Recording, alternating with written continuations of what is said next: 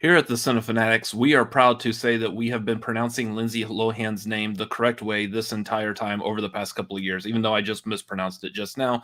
Never mind that. Let's get on with the show.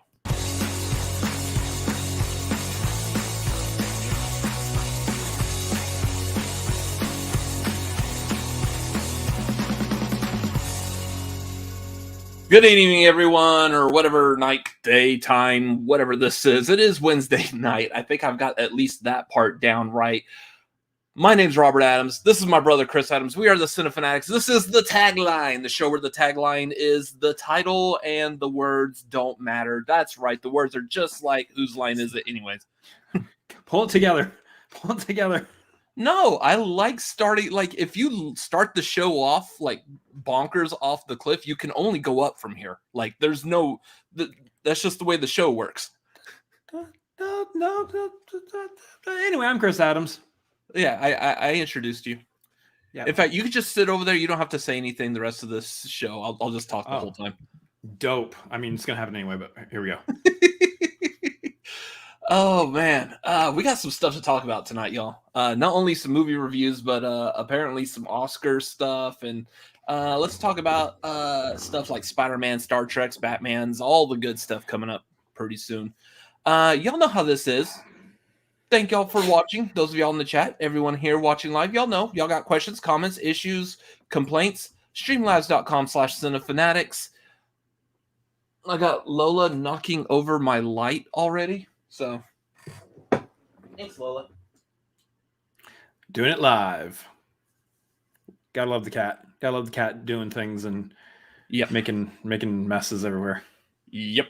So, anyways, yeah, streamlabs.com. There's that one. Patreon.com/Cinefanatics. Please hop on that. Any tier that you feel is right for you, come support us. Last night we did the movie trivia hangout, which was a lot of fun. So, yeah, we'll be doing that again this next month. We've got a movie watch along coming up this next month.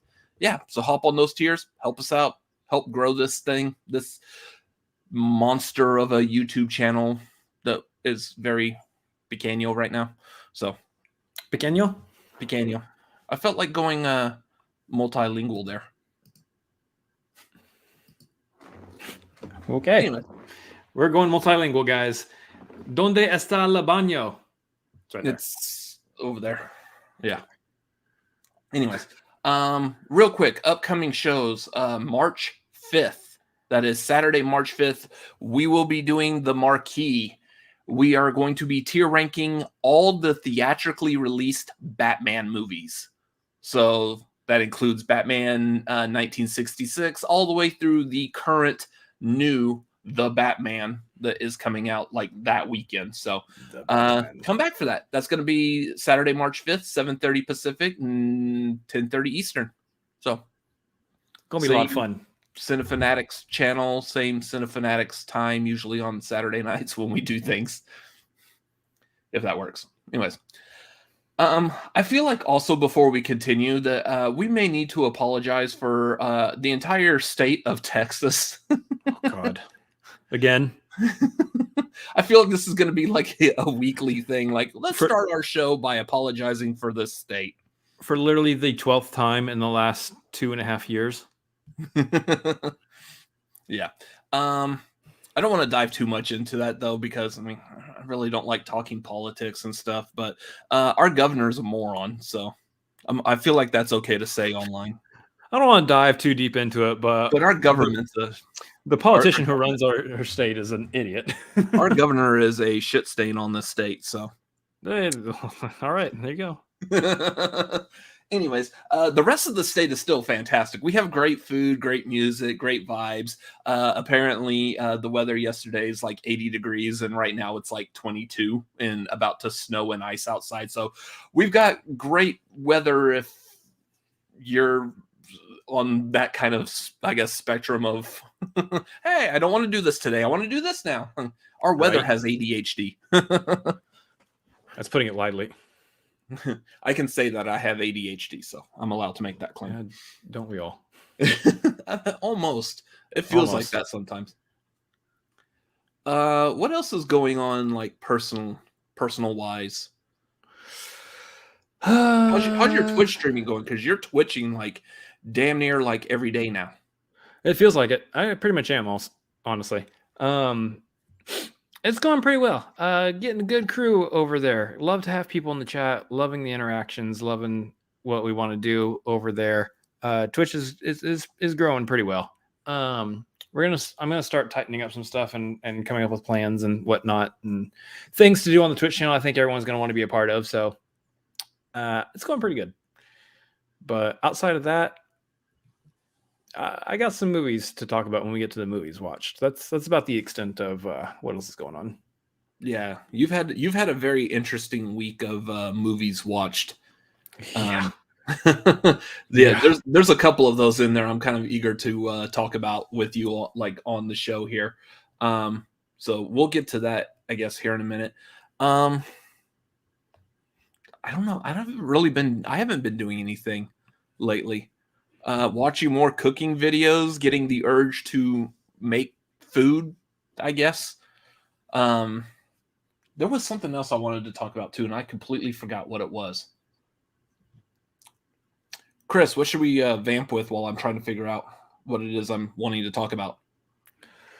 So, I don't know if you guys have noticed, but this hat that I have on Pikachu is the hat I wear for the gentleman during the FCL. It's not actually a detective hat, but it for damn sure looks like one when Pikachu's that far away. You got it?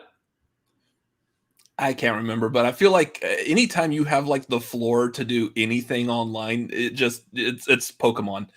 Like that's all it is with you, all Pokemon all the time. Well, the quickest thing in order to vamp is to look what you have to work with in the screen, and woohoo! There he is. Yeah. So, damn it, I forgot what it was. I was gonna make a joke about something, and I completely forgot about it. I do see we got the Russian bots are already in, ready to go. So glad that they're here already. I do want to say, like, what's up to everyone in the chat. I see Garth, I see myself, I see Brennan Marr there, Tyler, Jeremy Miller. Thank y'all for being here. Thank y'all for watching as we get started tonight. We very much appreciate it. After this tonight, after this show is over, I will be hopping over, typically as my normal Wednesday nights are, I will be hopping over to Vernon's channel, A Fan's View. We are doing a Fan's View of film favorites and watching I Love You, Man. So great movie. That movie's awesome. It really totes my goats. So we'll be over there. It'll be me, Vernon, bunch of friends, Hank Mardukas. It's going to be a good time. So what you're saying is that you're going to do it later, or you're going to do it another time? Actually, that's very confusing. I don't know what time you're going to do it. Okay, you're going to do it later. You're going to do it later. Clearly, you need to watch that movie again because I just quoted it. Okay.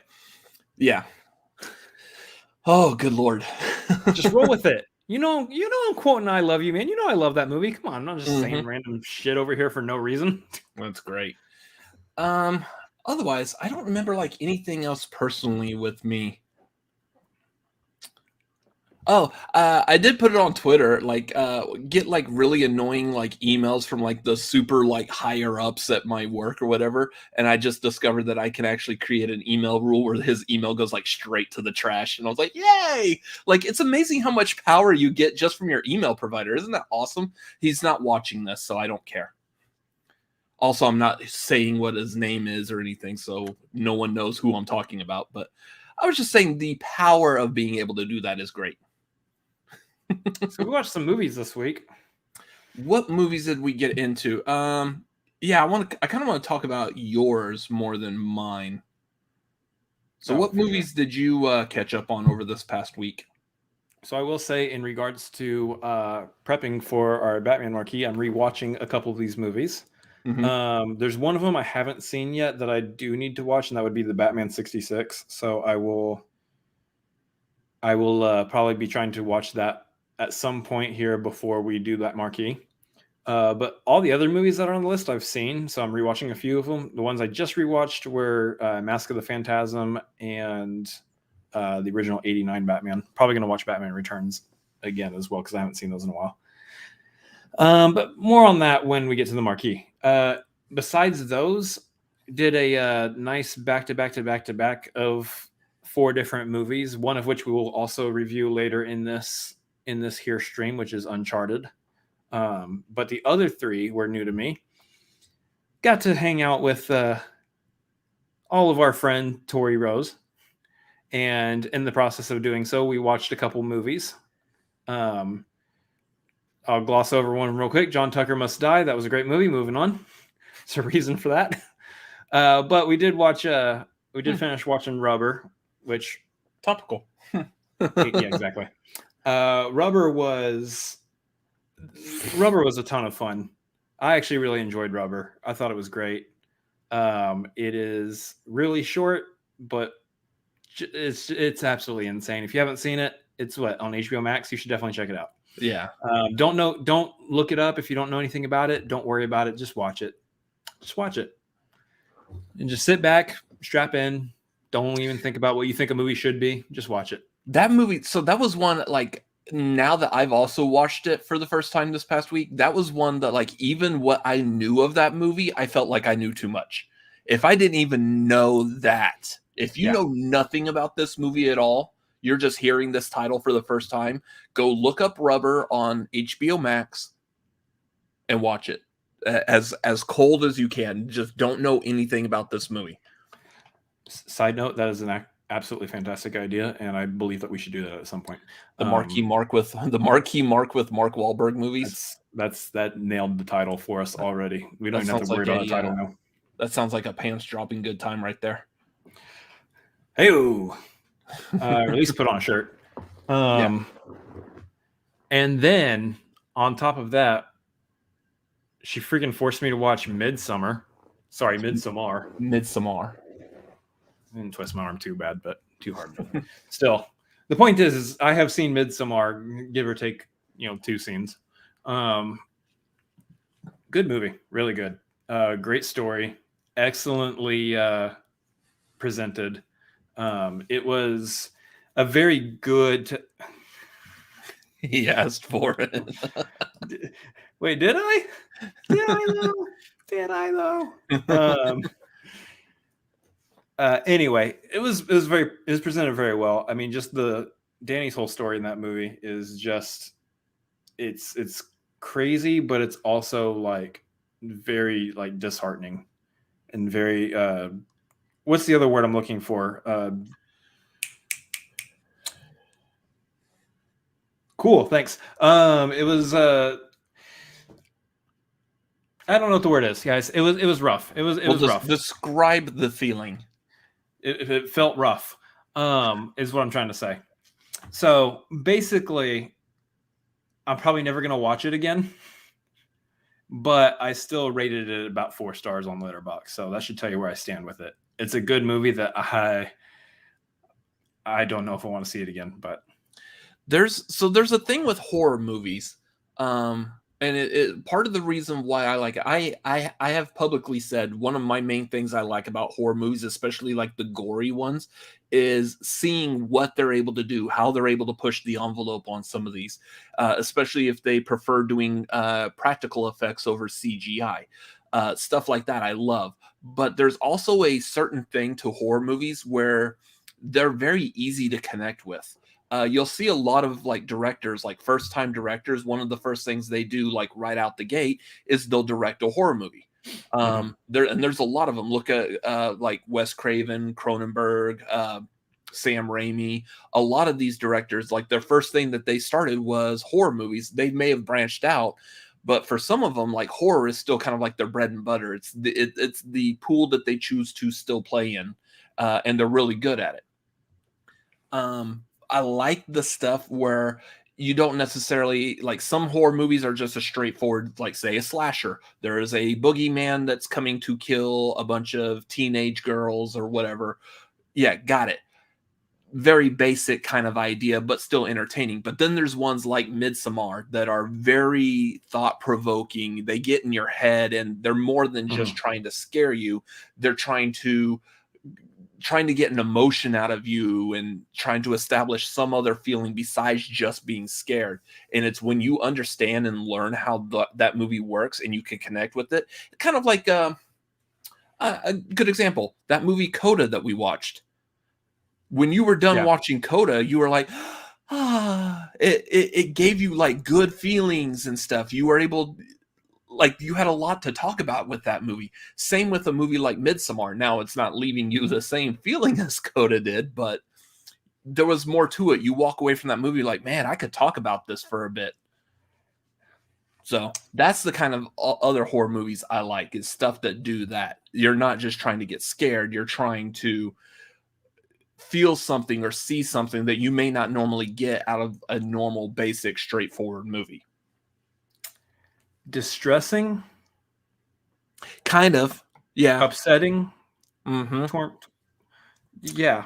Disturbing. There's the... I couldn't think of the word disturbing, y'all. I couldn't think of the word disturbing. This is the night I'm in right now. Yeah. Anyways, yeah, Midsommar is so good. If y'all haven't seen it, there's a couple of shots in there that are not for the squeamish. But otherwise, the movie is fantastic. And I see why it's so many people like horror movies. It's easily like one of their top horror movies ever. Yeah. Yeah, it's just a really, really well done story too, and how it's all pulled together. So stay tuned, because next week we're gonna have Tori try to get him to watch The Exorcist, and we'll see how that goes. An emphatic fuck that. That's not happening. Yep. I do want you to watch The Thing. Now that Christian Harloff has watched The Thing, I think it's time for you to watch The Thing next. Oh, that is going to happen. I will be watching The Thing. Yeah. It'll take me 3 years, and we got to make sure that we have at least 300 patrons. If you guys can get us there on Patreon, I'll watch The Thing. If you want to go ahead and subscribe to my Twitch channel, I need at least 300 subscribers on Twitch, and then I'll watch The Thing. Now, just to make sure everyone's clear, he's going to set these rules, and when we achieve those goals, I will move the goalpost back. Let's say when we hit those goals, you're actually going to watch The Thing. Not like other people. They're like, okay, here's the goal. Now we hit it. Let's not do that. I'm going to move the goalpost back, and then we'll have to hit other goals. And then eventually, maybe I will watch it at some point. Yeah. Probably. It'll take me probably about 3 years of saying I will, though. Have you watched anything else new? Did I mention the four? I mentioned those four. Yeah, Uncharted, John Tucker, Rubber, Midsommar, Uncharted, and then the two Batmans I rewatched. I don't think I watched anything else new. Let me check Letterboxd. Yeah, I don't think I did though. So I know on mine, I did also watch Uncharted and Texas Chainsaw Massacre, the 2022. We'll talk about those later. I did watch Rubber at the behest of like Tori and Chris talking about it. So I was like, all right, I'll watch this too. And then I just inadvertently ended up rewatching it with you. Yeah. While you were watching it. So it's that short of a movie. Yeah, that's how short it was. Is I was able to just sit here, watch it, and he's just sitting here next to me like, okay, well, screw it. I'll watch it again. This movie's bonkers. I only watched it to see your reaction to it though. Yeah. That is one of those movies that if you've already seen it, much like I guess like what Tori was doing with you, if you've already seen it, it is kind of cool to watch it with someone who hasn't seen it and just watch as they're like, what the hell? Why? What is doing what to what now? And they're doing what while it's happening? Yeah. So those are always fun kinds of movies too. It sounded very weird when I edited out specifics. Who's watching what do what to who now? Is he watching a movie or porn? You guess. I'll keep you guessing. I was about to ask, like, why haven't they actually made like a porn horror? But I was like, oh wait, yeah, that's pretty much all like most of your horror movies during the 80s, especially the low budget ones. So Rule 34. It's definitely out there. Yeah. Anyways, movies I've watched over the past that Rubber, because of the Texas Chainsaw Massacre coming out, there was still one movie from before that I hadn't seen, and that was the 2017 Leatherface.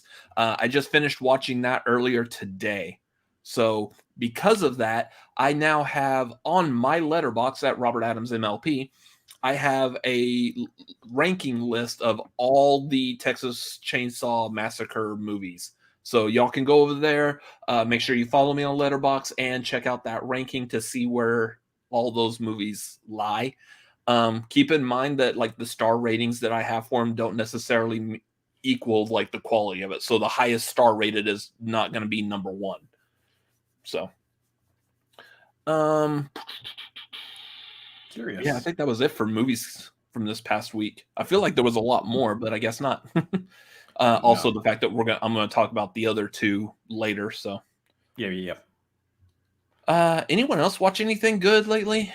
I know Garth's talking about Cronenberg, who did History of Violence. I feel like that was something that was brought up recently. Maybe like on the movie trivia hangout last night.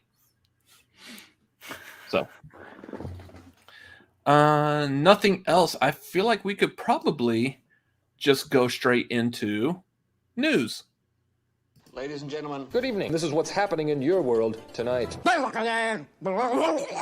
We apologize for the interruption. back to you. Anyways, that's why they call me Tony Banana. Okay. Yeah. Sorry. Anyways, news. Yeah. What do we got going on at the box office for this past weekend? Oh, box office. So we got a 4-day President's Day weekend box office. So we got a beefy box office, y'all. We got a beefy box office today. I'm just pulling stuff out of my butt now. Please don't do that on stream. Here we go. Yeah. Okay. So can we guess what the number one movie in the box office is this weekend? Spider-Man. I don't know. Close. Yeah. Probably Uncharted, starring Spider-Man. It's definitely another Tom Holland led movie. It is Uncharted, coming in at $51 million and 300,000 or so. That's not how you say numbers. It was over 51 million, guys, for the 4-day weekend. So it made pretty solid amount right there. I think worldwide it's sitting over 100 million right now. So it's already earning the money necessary for a studio to be like, franchise time. I think they announced that actually. That they are excited that they get to press forward with making a franchise out of it. So Yep. Which, I mean, we should have all expected. That was the whole point in casting a young Tom Holland in that role anyway, so that we can grow with it. What's the rest of the box office? Yes, we have the box office charts on Uncharted. It charted number one. Uncharted charted number one. That would have been funny if it just did not do well, and so it wasn't on at least like the top 10. It would be on the chart no matter what. Like even if it only played in one movie theater, it would still be on the chart. It would just be way low. But I mean, yeah, if it was like so low, it wasn't even on top 10s. Like it's not on the top 10 chart, guys. I don't know what to tell you. It's Uncharted. So number 2 is Dog. Yes, you heard that right. The title of the movie is just Dog. It's that Channing Tatum movie with the dog. Anyway, that's number 2. Made about 17 million or so. Number 3 is, of course, Spider-Man. So there you go. If anyone's questioning right now whether or not Tom Holland's got a career ahead of him still, in the year 2022, in the month of February, he had exactly 2 movies that he was the lead actor in that were in the top 3 in the box office domestically. I think we're going to see him for a long, long time. So it's Uncharted.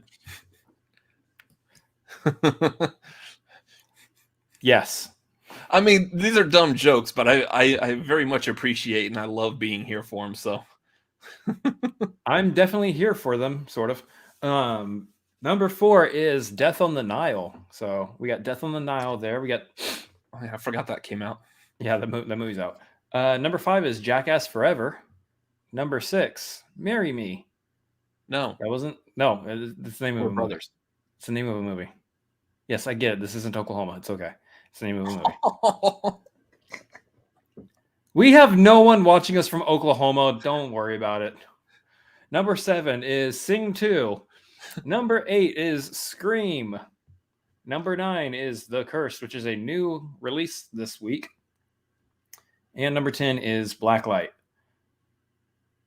I would like to take a note right now that Moonfall is at number 11, meaning Moon fell all the way out of the top 10. And I know I made that joke last week, and I don't care. I'm making it this week too.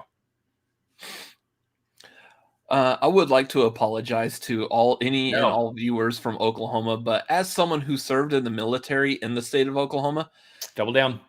Y'all state sucks. I'm just saying, it's terrible. It says 2 guys from Texas. Moving on. That's why Texas hasn't fallen into the ocean. Oklahoma sucks. Noli but a goodie, folks. Yep. Anyway, that's your top 10 box office, including Moonfall at number 11. Yeah, Moonfall. So a couple of these real quick. Some of this is some stuff we could probably just run through. It was announced today, and this is funny. I'll give like a little personal. I woke up this morning, not feeling so great. Those of y'all that were a part of the movie trivia hangout last night, y'all know why. Anyways, I woke up this morning, pick up my phone like I typically do, and just start scrolling while I'm still laying in bed. And the first thing that hits me every morning when I wake up is like, when are we going to get notified as to when No Way Home is coming out, like on digital and video? It's actually the second thing that hits you. The first thing that hits you is your phone falling out of your hand onto your face. Actually, that is a true statement. That does happen quite a bit. I have done that where I'm laying down like... Oh, many times. Many times. Yeah. I'm pretty sure I have an indentation somewhere on my face that is from my phone. Do you ever do the one also where you're sitting there and... like you might be scrolling through like YouTube videos on your phone and you're starting to fall asleep or nod off again and you accidentally click on a YouTube video and the first thing you hear is like some YouTuber like, "What's up, y'all? We're hanging out today. We're going to go get some fried chicken and taste all that stuff," like that, whatever. Like it's just someone like yelling at you right off the bat with like a vlog. And you're but like, you don't wake up and that becomes part of your dream. So in your dream, someone's tasting some fried chicken or something. You wake up again. You're like, "What's up, y'all? Oh, I'm up now. That's what's up. I'm awake." So, when's my first FCL match? That's the third thing that happens after I check to see if they've announced when Spider-Man No Way Home is coming out on digital and home video. Because I want to watch that again. I want to watch it right now. Mm-hmm. The Marvel movies are a constant like replay pretty much whenever I'm doing anything. I'm either listening to music or I have those playing in the background constantly. In fact, it's been like about a week and a half since I've seen Civil War again, so it's about time to play that one again. We joke, but that actually is what happens. Right.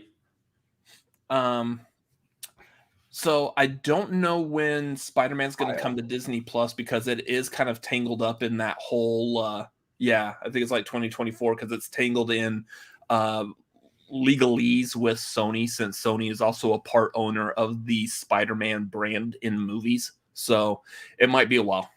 They would have to specifically license all the Spider-Man movies, which I believe they've worked out that contract. But they have to license them all out for Disney Plus to show them. So it's going to be a while still. I'm pretty sure they are scheduled right now to hit 2024, which is a long time from now. Yeah. It's like a whole 2 years away. Anyways, I'm eager to watch this again. And I know it sounds kind of weird, but unlike the rest of the general public, even though we run a movie YouTube channel, we deal with movies like all the time. We actually only saw No Way Home once. We saw it like when it first came out in the theater, and then we haven't seen it since. And I've been like itching to watch it again. Every once in a while, we're able to like maybe go see a movie a second time, but the ability to get to a theater and plus the high cost of going to see movies like all the time because we don't get like invited to press screenings or anything because we're just not that big yet. So please make sure y'all hit the like and subscribe and share and follow and comment and all those things. Just haven't been able to do that yet. So talking about seeing Spider-Man again. Yeah, I'm really want to watch it again. I'm like chomping at the bit wanting to watch it again. So I'll go see it in the theater again. Shoot. Yeah. Well, I don't have that kind of time. So anyways, so that is coming out. It's coming digitally March 22nd. So just another couple of weeks, or actually pretty much one whole month at this point. So eager for that. Uh, let's see. They did announce that there is going to be a Star Trek 4. This is continuing the storyline of the Kelvin timeline, whatever that means. I can't remember. I don't know enough about Star Trek to be able to like, why is it called Kelvin? Who's Kelvin? I don't remember a guy named Kelvin in there. It's just an alternate timeline. Okay. Why is it Kelvin? It's the temperature. It was a lot hotter than it's better than the Celsius timeline is what I'm hearing. Okay. It's the Fahrenheit timeline is the normal timeline. So yeah, because America. Well, that makes sense then. If it's all temperature based, I don't know what temperatures have to do with Star Trek, but sure, it's how we do things here. Yeah. Okay. Anyways, there's going to be a 4th one. Apparently, did you see this today though? They said that the cast didn't even know they were going to do this. They're like, "Yep, we're going to do a 4th one," and all the cast are like, "Wait, we hadn't heard about this yet. No one told us this." But didn't they sign them all up for it still? I think it was one of those like they were contracted still. Like if we decide to do a 4th one, then you're contracted for that 4th one as well. But it was kind of weird because I think I don't know how like it works behind the scenes fully in Hollyweird, but I feel like at some point you still have to tell people. Like someone still needs to reach out to Chris Pine and say, "Hey, we're doing a 4th one. Plan on being available for filming sometime between July and October of 2022. Get yourself into whatever shape or prepare yourself however you need to get back into James T. Kirk." Yeah. But I feel like you would just tell them that, not like, "Hey, you find out in the same like Hollywood Variety, Hollywood press Reporter." release. Yeah, you find out in a press release just like everybody else. That's a little weird. A little strange. You're sitting there in the audience with everybody else. So like, all right, we're doing a 4th one. They turn to you like, "Hey, you doing a 4th one?" I guess so. Yes. Yes, I'm doing a 4th one, apparently. But especially when you get some of those, you've got people that are involved in that are also like kind of like on call to be in other franchises like Zoe Saldana. Probably, I don't know. I think they're filming Volume 3 right now. I think they're done with the Guardians of the Galaxy holiday special Star Wars thing. And now I think they're in the middle of filming Volume 3. Yeah. While James Gunn is also trying to do press and stuff for Peacemaker, but if they haven't started filming it, they will be soon. Yeah. So, I mean, she's got to go and do that and then probably immediately jump from that over to do Star Trek. And who knows what other movies she probably has, because she's probably doing other movies that aren't franchise movies. So, also Avatar. Oh, yeah. There's Avatar. Yeah. Man, she's busy. If anyone knows Zoe Saldana, just don't bother her for the rest of this year. She's got a lot to do. Yeah. So. Yeah, that was just kind of odd. I'm hoping a 4th Star Trek movie is good because Star Trek Beyond, I just was like the story really didn't make sense. And it's been a while since I've seen it. I think I only saw it once also. And I was like, there's plot holes aplenty in that movie. The story just didn't make sense. It was like, let's just have another adventure with these characters. I liked Beyond on the rewatch. I wasn't a big fan of it the first time, but on the rewatch, I was like, you know what? It's actually not bad. Yeah. It's actually pretty okay. So I actually do like all 3 of these Star Trek movies now. I'm down for a 4th one. As soon as they release it, I'm there. I love the first 2. Into Darkness and Star Trek 09. They're fantastic. So. Yep. So. Next story. Apparently, they're just now doing, I guess, the press screenings for the Batman, since that's coming out in a couple of weeks or next week or something like that. And they're already talking about a sequel, which I feel like this was kind of like your biggest, like, no duh. The movie looks like it's going to be a decent movie. This isn't going to be like a Batman and Robin that's going to be like a franchise killer, like right out the gate. I'm sorry, were we wanting to put this on the tier list of anticipation? I mean, I'm not that highly hyped for it, but still, aside from that, this does look like it would be a good movie that would lead into another Batman franchise. So For sure. I feel like that was like a big no-duh that they're going to do a sequel to it. My question now is, how long until we're doing another Joker for this Batman franchise? I don't know. That seems to be like a traditional thing now. It's like, okay, cool. We've got our new definitive Batman. Well, now we have to have a new definitive Joker to see see how Joker goes up against this Batman, or how this Batman deals with having a Joker. And it's like, I feel like we've been trained. It's like a Pavlov's dog type thing. We've been trained for this now. Now I want to see a Joker in this universe.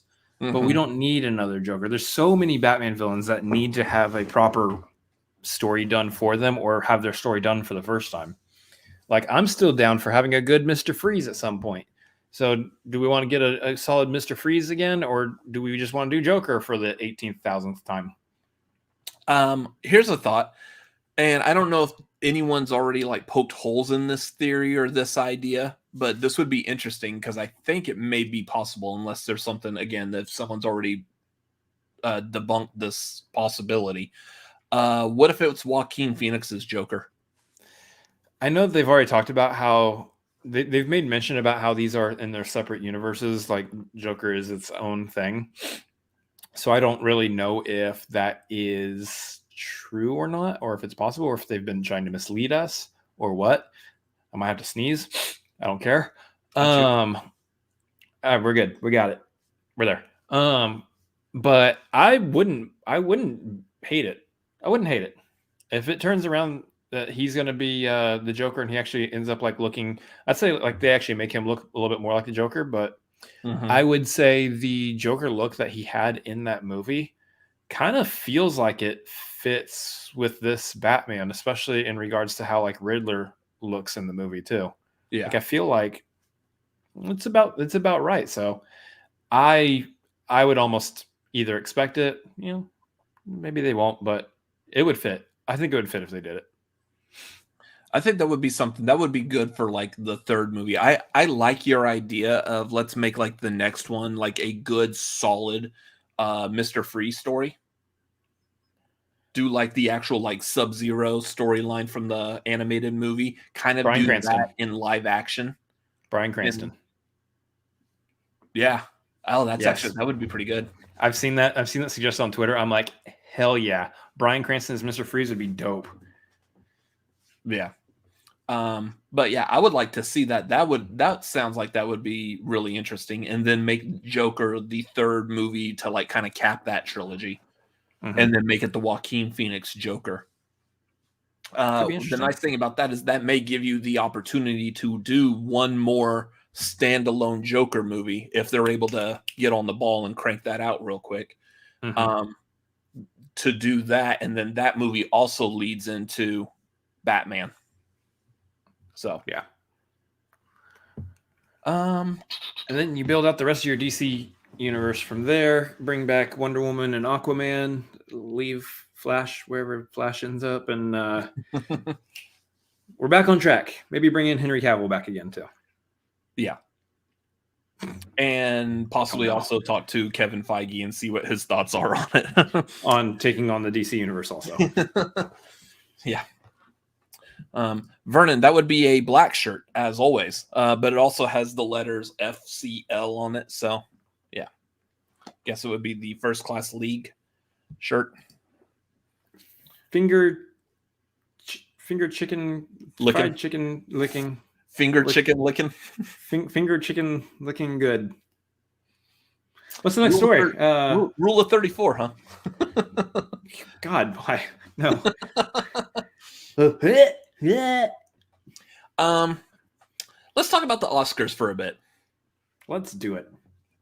First thing, they did announce over this past week we knew there were going to be like multiple hosts for the Oscars. They did say that they were going to have like 3 people hosting it. So they did announce the hosts for this. Oh boy. Yeah, they did. And what is it? It's Regina Hall, Amy Schumer, and Wanda Sykes.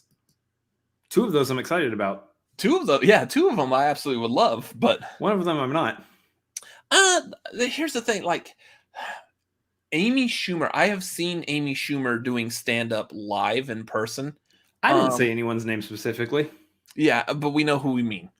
I've seen her live in person before she like did Trainwreck and stuff. Like when she was just on the stand-up circuit. I thought she was pretty funny. I think she is a funny comedian. And then for some reason, just popular opinion kind of like turned on her. I can't remember. Did she do anything that like really got people to like hate her? I mean, she kind of just like turned into like the Nickelback of comedians or something. I don't know. I personally just don't think she's funny, but that's just me. I remember like the movie Trainwreck was pretty decent. I don't remember seeing anything else. She's like the Dane Cook of female comedians. Yeah, but Dane Cook was funny too. Ish. He had a couple of jokes. What's that one where he's in like Madison Square Garden, like in the circle or whatever, all the audiences around him, and he's doing stand up, which is weird, but he did a couple of jokes in that I really liked. But anyway, yeah, I don't know. I'm not exactly sure why she gets all the hate, but Regina Hall and Wanda Sykes, absolutely here for. I think the problem that I have with this mostly is that I found out that they weren't able to book Steve Martin, Martin Short, and Selena Gomez. That would have been good. Which would have been not only fantastic, like great hosts right there, but also brand recognition with, pushing for Hulu and Only Murders in the Building season 2. Yeah, but so that one then would rely on who's broadcasting the Oscars this year. I believe it's ABC. So if it's ABC, then that would work. I'm pretty sure doesn't ABC always broadcast them? It is on ABC. Okay. I think ABC always broadcasts them. Yeah, so it is on ABC. So therefore, that would have been a good idea because ABC is a part of the same like structure family as like Hulu, Disney. So that would have been great for them if they could have just done that, and then people are like, "Oh, I like seeing these three together. I'll go watch that show that they do on Hulu." Right. I would have loved them to host. First of all, Steve Martin and Martin Short. Is Wanda Sykes, Regina Hall, and Amy Schumer doing a show on Hulu? No clue. No, they're not. I don't know what they're doing. Why? Why them? Anyway, so those are your hosts. But now this even bigger story that came out. They said that there is 8 awards that they're removing it from the live telecast. So they're still going to do these awards. They're doing them an hour before the show actually starts. So the audience and everyone there in the theater or bus station, wherever they decide to do it this year. Back alley, yeah. They're going to see the awards presented and everything. So they still do it. They just won't have the cameras on. Or technically, they are still filming it, and they're going to show bits and pieces of those awards during the live telecast. So we'll be like, other awards presented earlier tonight include film editing. And then they'll show like whoever wins for film editing getting the award and probably saying, "Thanks, Mom and Dad." And then that's it.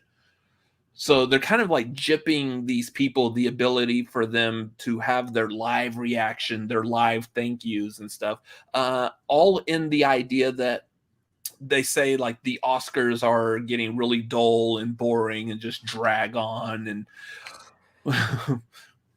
much like this show sometimes. But oh no, the Russian bots are still here for it, so cool. But they're wanting to get them out of there, so we're only hitting like the key categories that the majority of people are interested in. Yeah. This is a very weird decision on their part. Chris, do you have that soapbox that you would like to talk on? Yeah, so what are your thoughts on this? This is an incredibly stupid idea. This is a really, really dumb idea. Please tell us how you really feel.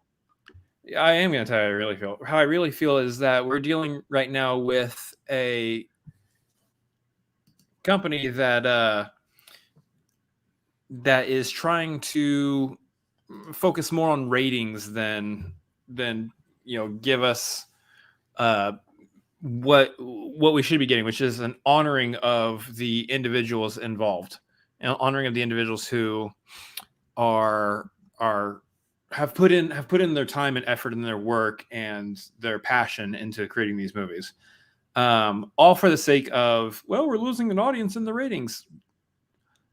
Who cares? Tough cookies.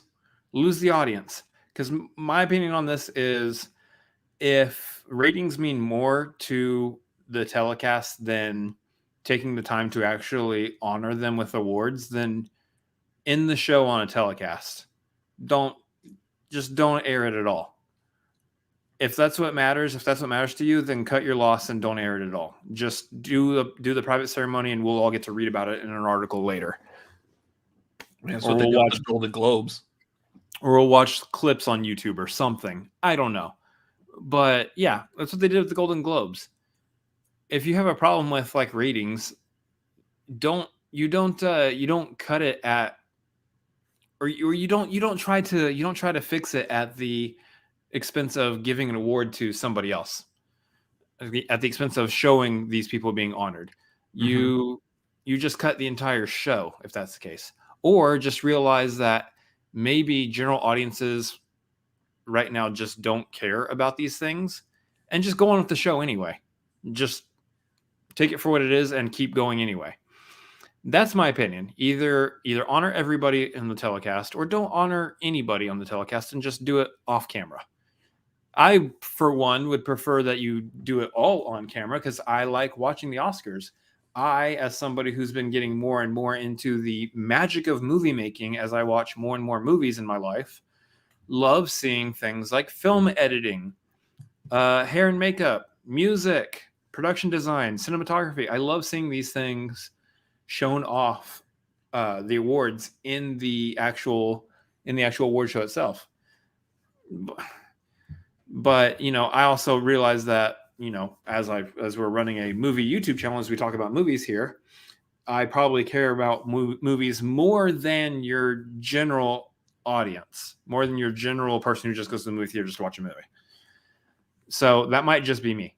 But if that's the case, then either cater to those people or don't do it at all. I like the idea, and I was thinking about this when reading these. Real quick, the categories that they're bumping off, sounds like they're killing them. All these people that edit on films, boom, gone. See ya. These categories are sleeping with the fishes. Yeah.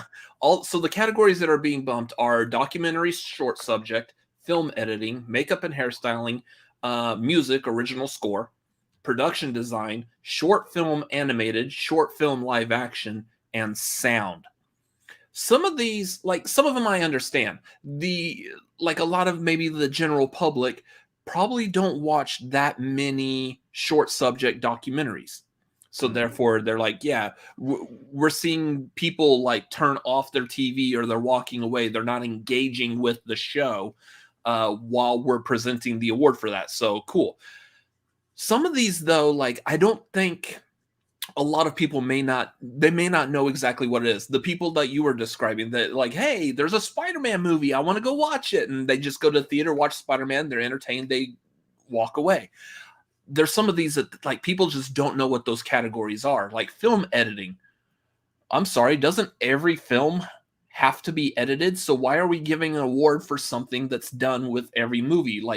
How am I, Mr. and Mrs. John Q, normal moviegoer, going to be able to spot good film editings? How can I connect with this award?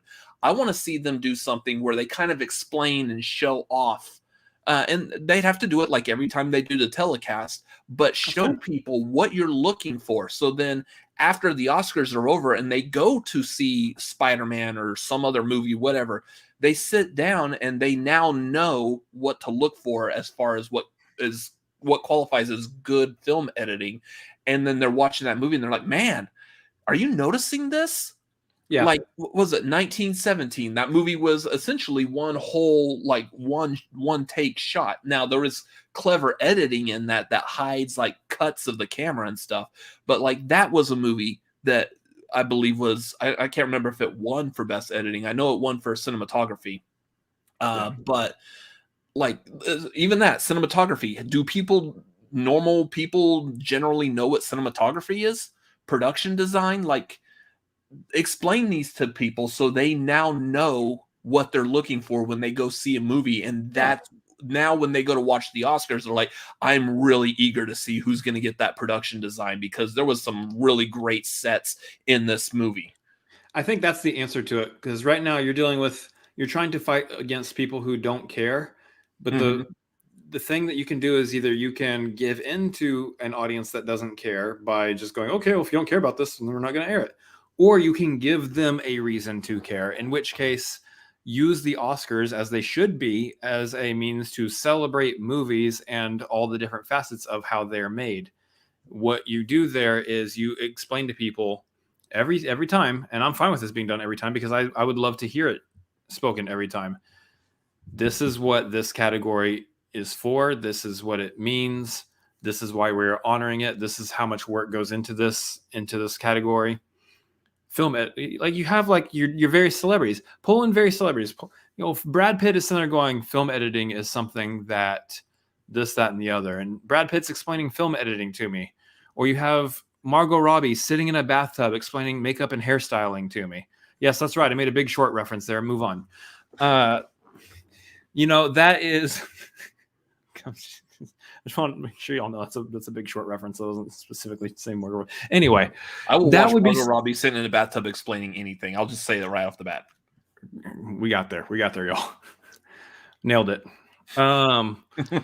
So yeah, I could see them doing something like that. Give me like, hire the celebrities to come in and tell us why we care about these categories, what they mean, and then give us the insight after you give us the nominations again. Ooh, okay. Now I'm very curious, because I did remember seeing that movie and that movie. Are they going to win that based on what I now know about film editing? Ooh, I'd like to see.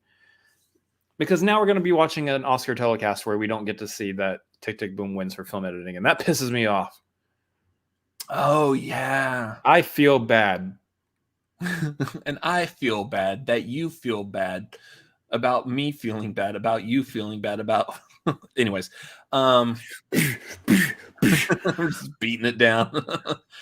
Any chance I have to quote that, I will. I'll take that chance. So thank you for that opportunity.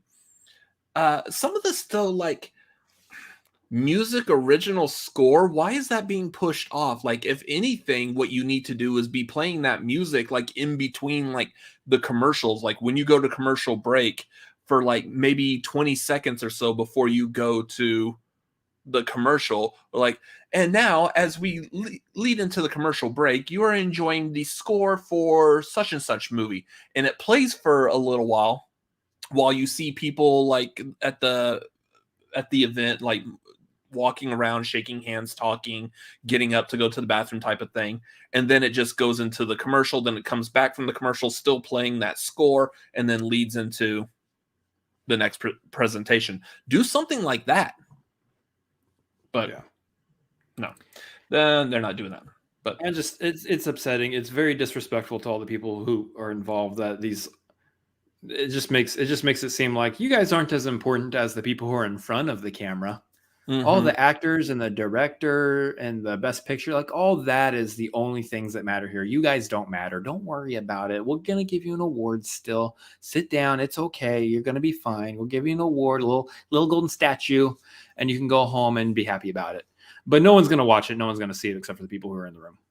Yeah, because then I want to see where you were highlighting people who do these technical awards. And like they're being looked at and being recognized as much as like your actors, actresses, directors. Like I like the fact that people are recognizing Roger Deakins' name a lot more for cinematography. Now it is at the point where like a lot of people, if you see pictures of him or you see him on the screen, they're like, there goes Roger Deakins. I know what he looks like now. I want something like that. I want like people that do costumes. I know it sounds bad, but what's her face that does like that always wins awards for costumes? She is so good at it. Like I think she did the costumes for Cruella, I believe. I have this like right in front of me. I could just. I'm look gonna it be up. honest. I don't have costume designers' names in the forefront of my mind like ever, even if they're constantly winning. It's not necessarily the part of movie making that I'm 100% passionate about. Oh, it's not. Yeah, it's not who I was thinking of.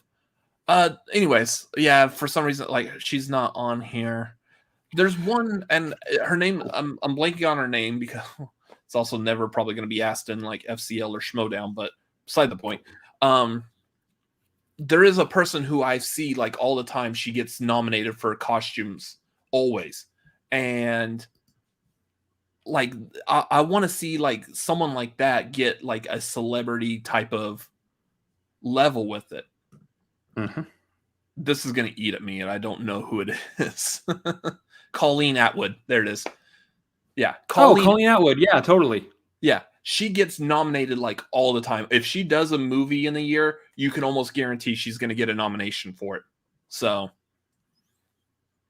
yeah, something like that. I want to see these people being brought up. And I know the one I hear all the time still is that we need to have an Oscars category for stuntmen.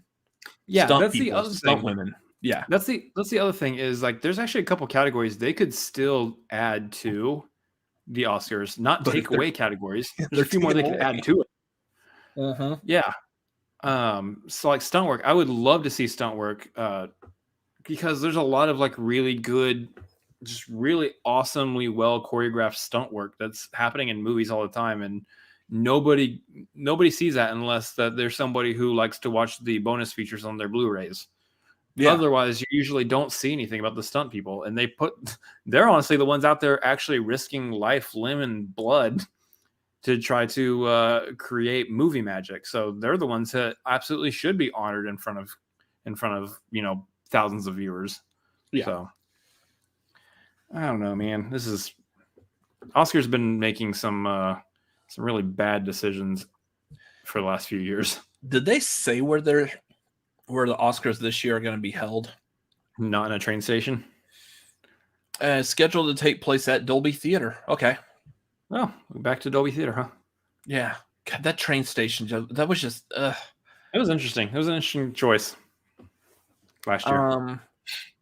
Oh, and then we could also talk about real quick this. Have you seen this Oscars fan favorite? Okay. Adam Witt? Yes. Oh my God. Yeah, so apparently there's a thing where you can tweet out, I guess it's like hashtag Oscars fan favorite, and you just tweet whatever movie you want to be nominated. So now we're trying to bridge that gap to reach the popular vote instead of getting all these technical nominees and votes from people in the movie industry that everyone's like, that's fine, but I really love Spider-Man. Or the one I've seen a lot lately is a lot of people going, I absolutely loved Malignant. Why is Malignant not getting nominated for any awards? And I'm like, have you seen Malignant? That's not something that like typically a bunch of uppity old white dudes are going to vote for when it comes time for the nominations. That's not up their alley. So you're seeing very high artistic movies. I understand out there people want to argue that Malignant's art. I get it. Cool. But the traditional sense, yeah, no.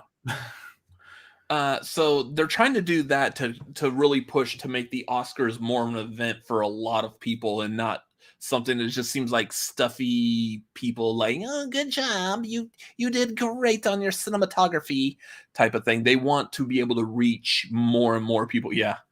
On that. So kind of interested to see how that goes, if that's going to be like a complete like fail or whatever, but I can't wait for like the fan favorite is still like one of those, like one of the movies that's already also nominated for all the awards as well, like Power of the Dog or Coda.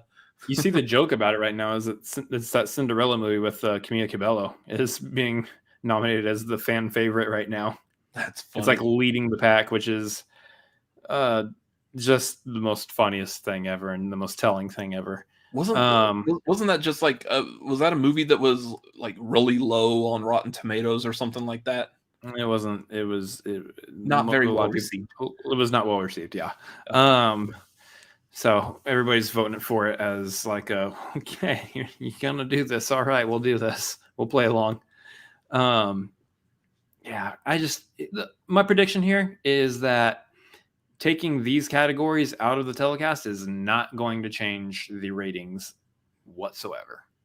It'll make the Oscars maybe a little shorter, but I don't think that was a problem. I think a lot of the ratings is that, as much as these individuals do have, the actors, actresses, as much as they do have room and a platform to be able to say and speak whatever they want, I think a lot of people are going off the basis of they're just tired about hearing people who have a lot of money stand in front of them and tell them how to live their lives. I think that's generally what most casual audiences don't want to hear anymore, and that's probably why the Oscars aren't getting as many ratings.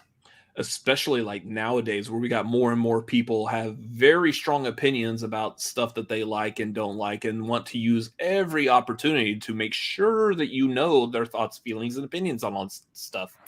Yeah. I don't think that we don't need that at the Oscars. You're supposed to thank the people who helped you and appreciate the hard work that you've done, and that's it. I don't need to hear your political anythings or whatever. Just no. So. Speaking of political things, let's move on to talking about a couple of movies that we've seen lately and review them. Sure. Was there anything else about the Oscars we feel like we need to cover? No, get me off this box before I keep going. Guys, this past Friday, Netflix dropped a new Texas Chainsaw Massacre. And Chris is here with a review. Take it away, Chris. Okay, so even though we got him to watch Midsommar, he's still not watching the Texas Chainsaw Massacre. You actually could watch the first one, the original. That shouldn't be a problem. Sure. But anyways, besides that, this one. So the issue with the Texas Chainsaw Massacre, for those of y'all who don't know the background story of this, kind of like the Marvel movies, like the Fantastic Four, that if y'all remember that Fantastic Four was owned by Fox, and if Fox doesn't make another Fantastic Four movie, they lose the rights. The rights revert back to Marvel to make another movie. That's why they kicked out that terrible Fanforstic movie. And then they're like, yeah, we suck at making Fantastic Four movies. We're not going to do this anymore. So the rights reverted back to Fox. Kind of almost, well, no, that's not what happened with X-Men. Anyway, beside the point, that's what happened primarily with Fantastic Four. And I think that also happened with Daredevil. That's also what happened with Texas Chainsaw Massacre, is who did have the rights to it. They made that Leatherface movie that came out in 2017, but they didn't release it on time. So they had lost the rights to do any more Chainsaw movies, which was good because those movies were really starting to be terrible. There's only so much you could really do in that idea of like a murder cannibalistic family and a dude chasing people wearing human skin as a mask with a chainsaw. So the rights got bought up by Legendary Pictures, and they cranked out another movie with the producers of like the Evil Dead remake. I think it was like Fede Alvarez had a hand in this. And then they released this on Netflix. I thought the movie in general was pretty decent. This is kind of, it's a very strong nod to the newer Halloween movies that we've gotten, where it's like a sequel to the original movie. That's what this one pretty much is. It takes place after the original 1974 movie and is like 50 or 60 years later, something like that. Yeah. And it ignores all the other Chainsaw Massacre movies.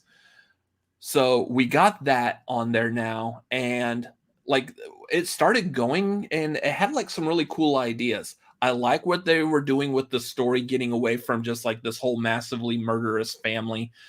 We do see Leatherface at the beginning is actually riding around in vehicles with police. And I'm not going to really do too much spoilers on this, but he is riding in a vehicle with policemen, and they're not trying to arrest him. He's not trying to run or anything until this big accident happens and it just kicks off all the massacre of the movie. Okay. Anyway, so it had a decent story. It's just some of the stuff that they did in the movie was just really bad. They brought back essentially the original character of Sally to come back and hunt Leatherface. And there's a couple of scenes with her when she finds him that it's just super awkward. It doesn't make any sense. That's not the way it would work in real life. And I feel like that really brought down the movie. You were doing so well until this scene. And then if y'all seen the trailer, the part where Leatherface is on the bus and all these people pull out their cell phones and the dude's like, you try anything, you're going to get canceled, man. I don't think he really gives a damn about being canceled. So that was kind of weird that they forced that kind of an idea. And I know it's a joke. Haha, we've got cell phones now. We can record this psycho murderer killing people, but it just feel like we're trying too hard to make this relevant. Storyline overall kind of decent. Couple of plot holes and things that they did to it that just kind of brings it down though. But yeah, I think what did I rate this at on Letterboxd? I gave it what, 2 out of 5? So about 4 out of 10 seems about right. I could see them doing another franchise with this, potentially keep going, but I don't have high hopes. So, yeah. Anyways, that's my review of it. Cool. Yeah, it's I got nothing. I didn't watch it. Here's my review for it. Yeah. So also, the whole time I was talking, I missed on Tori's joke here. Tori wanted us to highlight it, so there's her joke. Okay, cool. Moving on. That actually is pretty funny, Tori. It is a good joke. That's why. I do like the fact that this was like very timely with this, because I'm very proud of we're going to talk about that maniac from Texas. No, not that one. the other one. The other one. No, not that other one. Not that other one. You know, I might actually just have to come out and say we're talking about Leatherface. Yes, that was not a Greg Abbott or a Ted Cruz reference. Yeah. Anyway, Chris, we don't want to hear your political opinions. Okay, you're here to talk about movies. Yeah. So Pikachu is wearing the gentleman hat over here. Makes him look like Detective Pikachu, guys. Yeah. What other movie did we see over the course of this past week? Yeah, Uncharted. Does anyone else get that song stuck in your head whenever you hear the title for it? Because, like, again, I'm not big on video games. I'm not familiar with the Uncharted video game at all. But every time I've heard the title, I keep getting that Sarah Bareilles song stuck in my head. I'm guessing my brother does not. So I know what song you're talking about, but no, I don't get it stuck in my head because I can't pull the tune together right now in my head. But I know what song you're talking about. So Uncharted. Okay, that's our copyright-free rendition of it. Sorry, guys, I made him sing. Well, I did that one terrible on purpose. So let's talk about this. Let's talk about this movie real quick. This is a movie, speaking of music, where back in the 90s probably would have had a fun tie-in pop song with a music video featuring scenes from this movie. 100% would have happened. This is a very, honestly, it's a very generic, run-of-the-mill action adventure movie. Just, hey, thin. It's thin. It's very plain. You know what you're getting when you go into it. You know what to expect when you go see this movie. You're going to come out of it going, yep, that's exactly what I expected. That is just the most basic action adventure movie you could probably think of. A little bit of twists and turns. Fall in line with like Indiana Jones, Tomb Raider. Sure. Any of these. National Treasure, a lot like that. Here's the kicker. That's not actually a bad thing. No. It was a fun movie. I actually really enjoyed it. I don't think that, it's going to be one of those movies at the end of the year that's going to be in my top 10 at all, for sure. It's the first 2022 movie I think I have on my list so far, and I can already tell you it's not going to be in my top 10, even though it's number 1 right now. But the thing is that it is a fun movie. It's a good time. Go grab some popcorn, some snacks. For me, it's the definition of a popcorn movie. You're sitting there just watching a very basic action film, eating some snacks, turning the brain off for a little bit. I think that movie's perfect for that. And here's the thing. We can also dive into a little bit of this as we go too. Tom Holland, I thought was perfectly fine as Nathan Drake. Doesn't quite look like him, but I think he got the characterization of Nathan Drake from what I know about the Uncharted games. He got the characterization down pretty well. So yeah, again, you don't play the game either, so you don't have like any real basis to compare him to. But just play a demo on my PS3. That's about it. Yeah. Yeah, I thought it was very enjoyable. Like, I'm not necessarily a type of person that's into those kinds of movies. I think, like, out of that style of movies, I think National Treasure was probably the one I liked the most. I remember watching. I think I've seen both the Angelina Jolie Tomb Raider movies. I haven't seen the newer one. Was that Alicia Vikander? Yeah, with Lara Croft in that. So I haven't seen that one.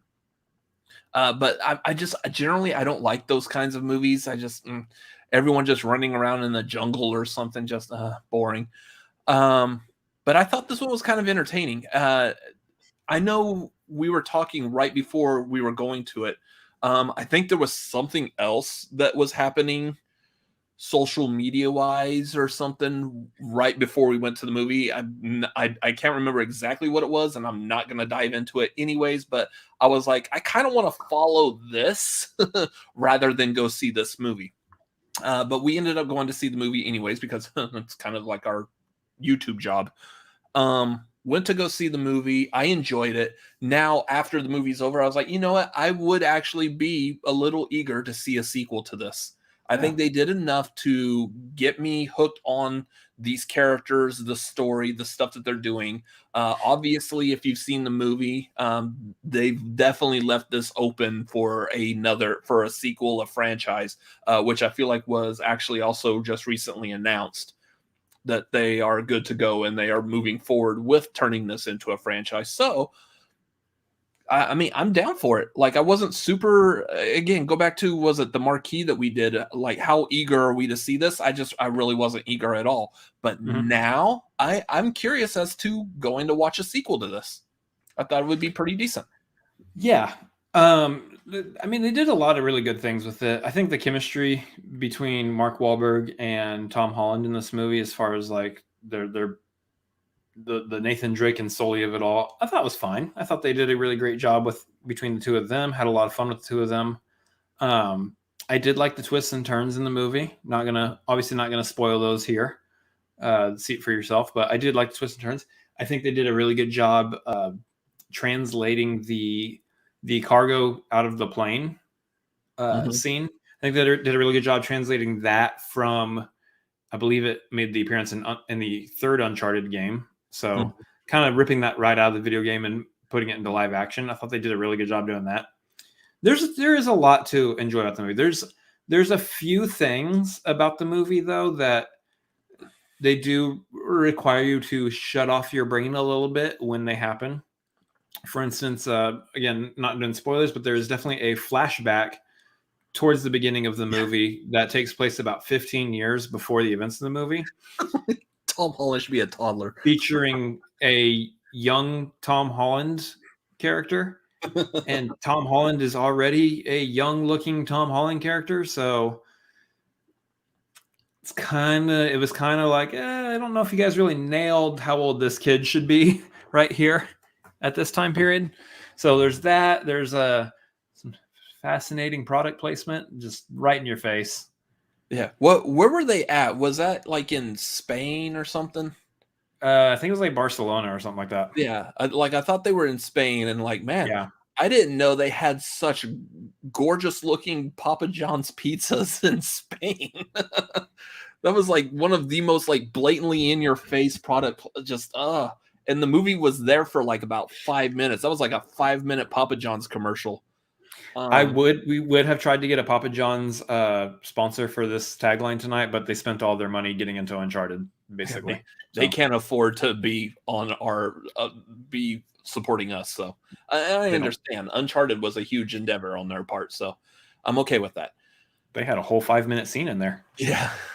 Yeah, there was a couple of things that like I know the one that you were just talking about with the flashback to the younger Tom Holland. I did like lean over to you like, shouldn't he be a toddler in this? Like, this doesn't make any sense. Yeah. Yeah, I like I do like the plane, the bit of the plane, especially because it's like they do the whole flashback and then they work their way back to that. So it is, and I know the pitch meeting of it came out today.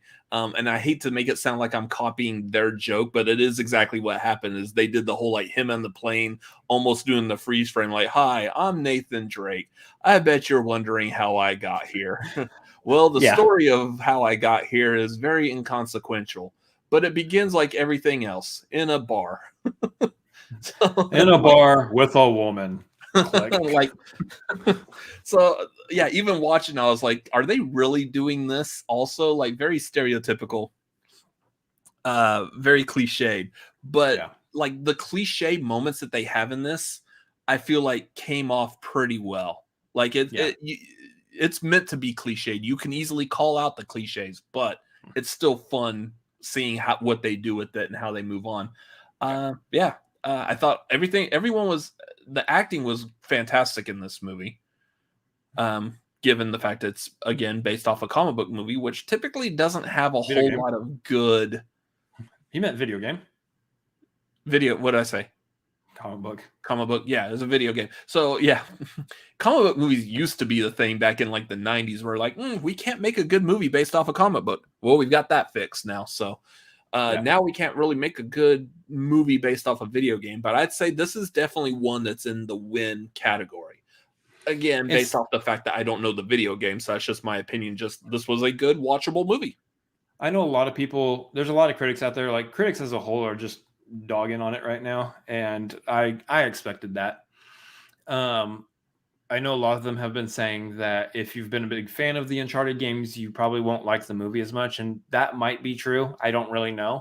I know for general audiences like the rest of us who, haven't necessarily dived too deep into the Uncharted games, played them, I had a lot of fun with it. I think it was fine. So that is, that's my take on it. I am eager for a sequel. I'm eager to see where they go with it, especially as like trying to age up the characters. But I don't know. It's just one of those movies. Like if you go to Rotten Tomatoes, you see the critics are like, but general audiences are like, yeah, we like it, pretty good.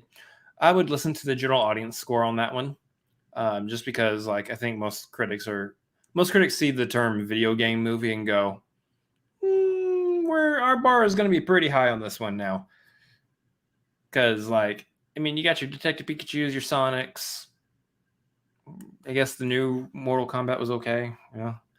I don't know, but I think the term video game movie just has like just has a negative connotation to it, and people are automatically just like they put up their walls against it. And I think if you do go in with low expectations, you probably will enjoy it a little bit more. So yeah, we'll just be glad it's not a video game movie directed by Uwe Boll. It is true. Yeah, so it's watchable, it's enjoyable. If you don't like adventure movies like that, you could probably give it a try and you might enjoy it. Especially if you're not a fan of the video game. Well, you just go in there basically blind to what all of it is. And then you got some people who are a big fan of the games and, like Malcolm here, loved the movie. So you got all over the board here. So what I would ask, like for Malcolm here is, did you watch this movie and you can tell that this movie was made to lead to another movie that would probably be even closer and more like the games, closer to what you expect from watching the video games? Like it is kind of like a precursor to the video game type of situation. Yeah, especially facial hair and stuff. Kind of for those of y'all who might not get what I'm saying, the Mortal Kombat movie that came out in 2021 was actually like a precursor to the actual Mortal Kombat tournament. You may have heard people say that there was no actual Mortal Kombat in Mortal Kombat, and that was a big issue with the movie. But they definitely made it as like, hey, we're going to do a sequel to this Mortal Kombat, and in that movie will be the actual tournament. This was just a whole movie as a setup for it. Is that what you think that this movie was doing for maybe a potential the sequel to Uncharted. We'll just sit here and wait to see what he says on that. Yeah. Meanwhile, Tori's asking the real questions. Would cinephanatics be people who are into fish? I mean, and I think that was pretty sure that was in reference to Garth's Cinefanatics, now sponsored by Papa John's Pan Pizza, what we called Cinepanatics. So you guys are doing great tonight. I appreciate every single one of y'all. This is our audience. Garth also sent us a Streamlab saying, "Please, Robert, try to refrain from singing. I know it's hard, but you can do it." No, I don't think you know me that well, Garth. Are we sure that I can refrain from singing? Seriously? So Malcolm's saying basically the second post-credit scene hints that the sequel will basically be the first game. Okay. So that's what I was wondering. Like, this isn't supposed to be maybe a direct version of the video game. This isn't what you're supposed to expect from playing the video games and then watching this movie, but it is supposed to lead to the movie that you are expecting to get. So we'll see. We shall see. I do too, and I actually have one in the fridge ready to bake tonight. So nice. Now, here's the thing. I will state this. Beforehand, I rewatched the Uncharted short that they produced with Nathan Fillion. That was excellently done, and that is what I would actually like to see out of these movies, because I think Nathan Fillion, who should have been casted as Nathan Drake, you know, if done at the proper time, he's probably aged out of the role at this point, but he was a perfect cast for that role. He had the look, he had the demeanor, all of it. So that is what I would have liked to see out of these movies. I think Tom Holland did a pretty good job. I think he got most of the demeanor down. I don't know if he has the look, but maybe he'll age into it still. If someone who's over 25 is still aging at all. And from that also you had Stephen Lang was Sully. And I can kind of see what they were trying to go with Sully's character in that short, and then see what Sully was doing in this movie, the Mark Wahlberg character. The actual Sully in the game is like between them. Yeah. I can kind of see where they're trying to go and do at that. And I feel like the next Uncharted movie will be closer to the Sully being like in that short, or like the video game, where he is more closer and more, I guess, familial to Nathan Drake.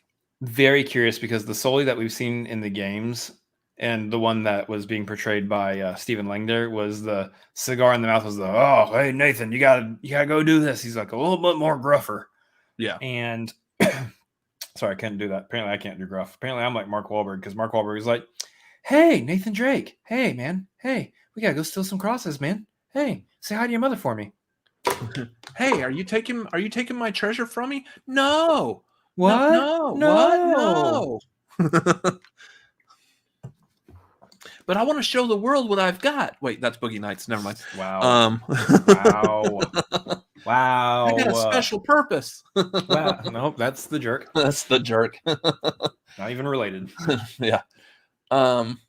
Anyways, yeah, I thought Uncharted was good. I think it's worth the time. I think I rated it on Letterboxd. I did the 6 out of 5, or 6 out of 5. That doesn't make sense.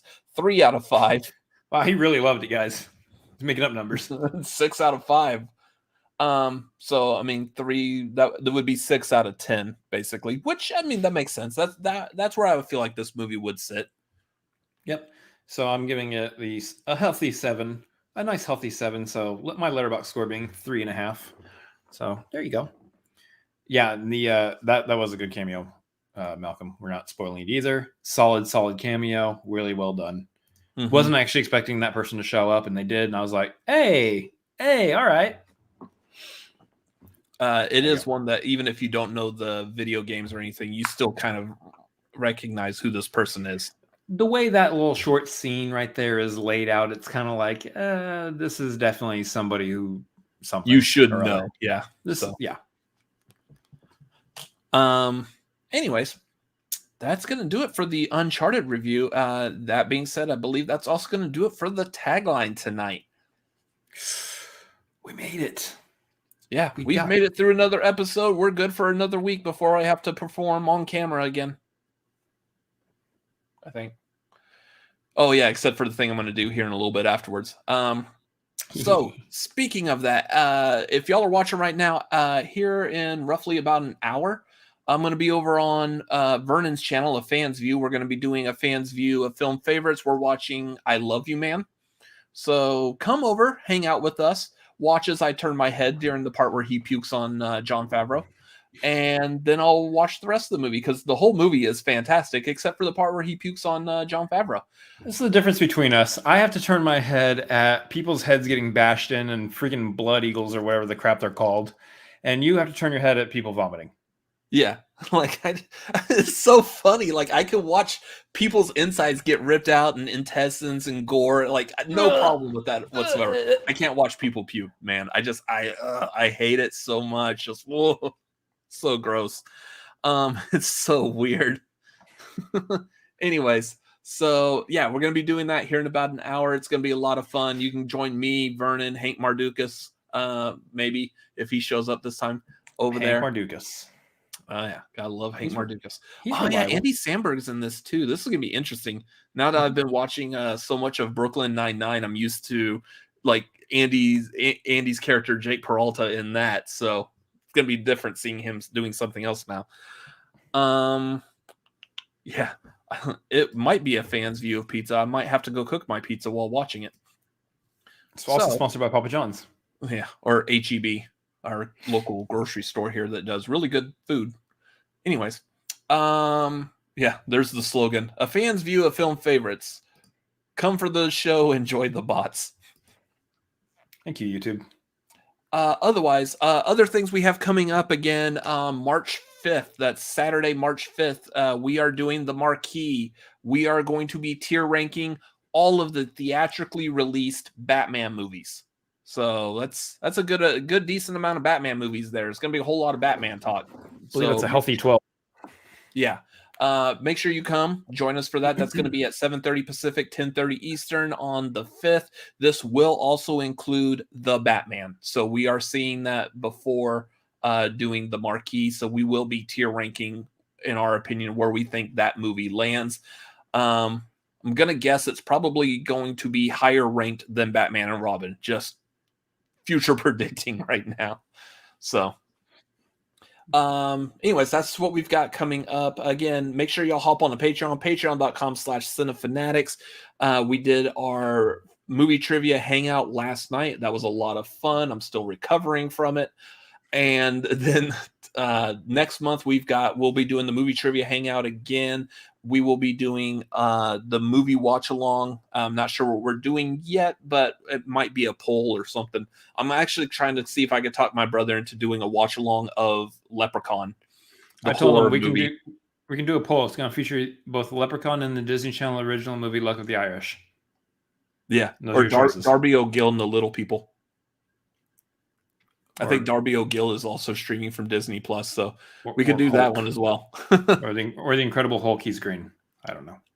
We'll just pick the 2003 Hulk movie. We're pretty much just going to pick everything that's going to force everyone to only vote for Leprechaun. So, no, you say that. I say that we're going to end up watching Darby O'Gill. Watch how many votes Luck of the Irish gets.